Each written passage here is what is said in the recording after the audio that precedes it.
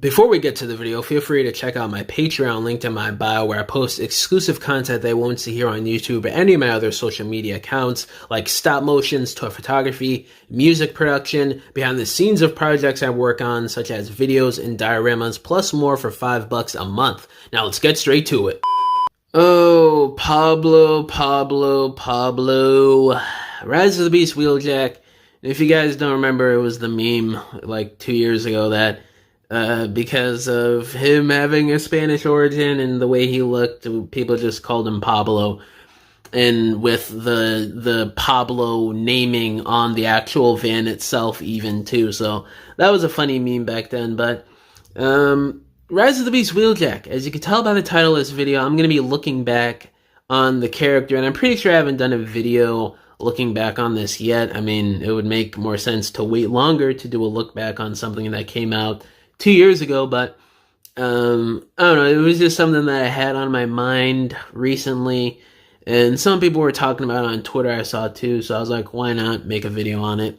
You know, I don't think he's as bad as some people make it out to be. It obviously is a weird choice. It was weird back then, and it's still weird now. They should have just left Wheeljack the way we saw him in the Bumblebee movie. And it just creates these weird continuity errors with the character. Like, why is he so much different? Is he like a character that has the same name? Or is he just the same character and he chose when he got to Earth to change his robot mode and his overall accent and personality? Could be the case. I don't know. I mean, that just seems like fan canon or head canon that was never really explained in the official movie itself, and I don't even think that was a thought in the actual production of the movie. From what I can tell, it just seems like they wanted to do whatever with Wheeljack, and continuity be damned, I guess. But, you know, it is a weird situation. It's not even like his robot mode redesign is even good looking either. It just seems like they were delving into that weird Age of Extinction, The Last Night era of designs where there were a lot more humanoid with barely any vehicle mode kibble. That's not really an era of robot mode live action designs that I think are really good, and I'm sure a lot of people out there feel the same way. You know, I just think that it does suck the way they handled him.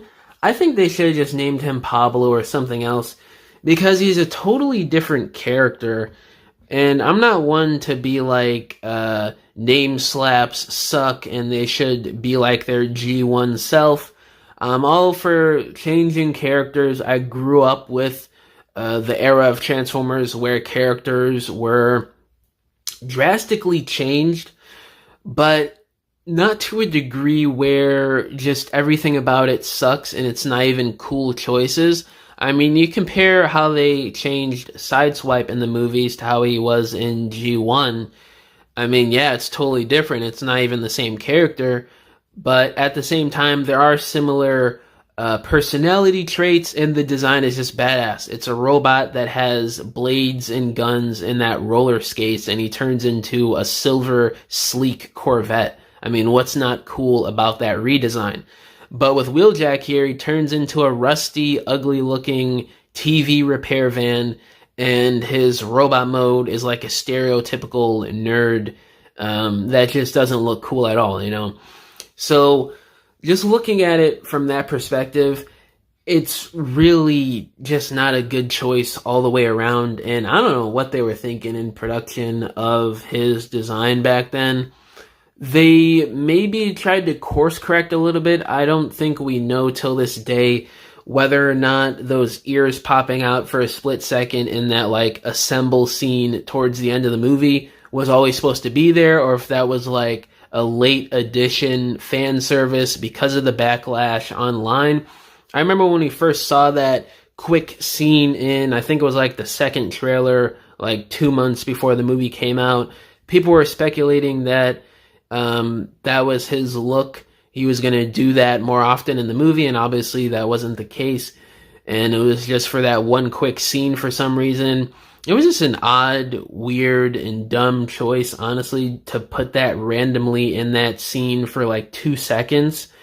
And it was really kind of like a key dangling thing. I mean, they easily could have just made that his robot mode design.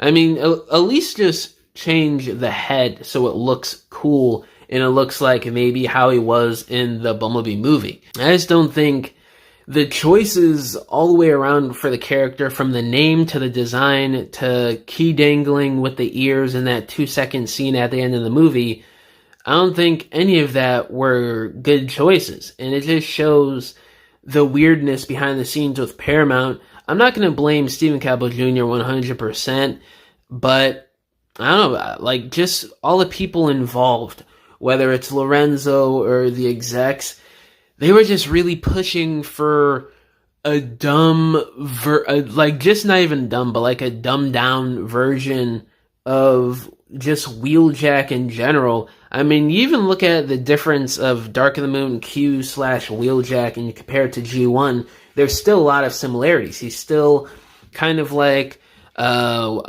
wannabe cool kind of inventor. Like you see him trying to hang out with Bumblebee and be cool a little bit in the movie with Sideswipe and stuff. So there's that aspect, and he's still an inventor. You actually see him using weapons and talking about his inventions with Sam and Ironhide throughout the movie. And the head design is a little bit similar because you have the glowing hair / ears that are on the side of him. Like, it's balding hair, but they're on the side of his head like those ears usually are from G1.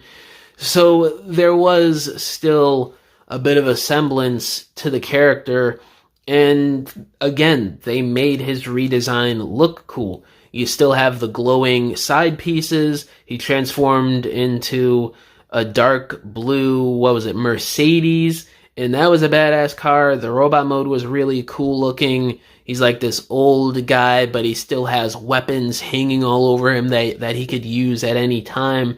It was just a really cool design, and you don't get that with Pablo here. But yeah, I just think that the fan outrage was justified, but people did take it a little too far and to the extreme in some occasions. And I do think he was an okay character for what it was, but I just don't think it was a good choice to make it Wheeljack, especially with already the previous continuity that was established in the Bumblebee movie, that he was basically a way different character and more accurate to his G1 counterpart. But yeah, guys, let me know down in the comments below, how do y'all feel about the Rise of the Beast depiction of Wheeljack basically 2 years later? And yeah, thank y'all for watching this video. Catch you guys in the next one. Bye!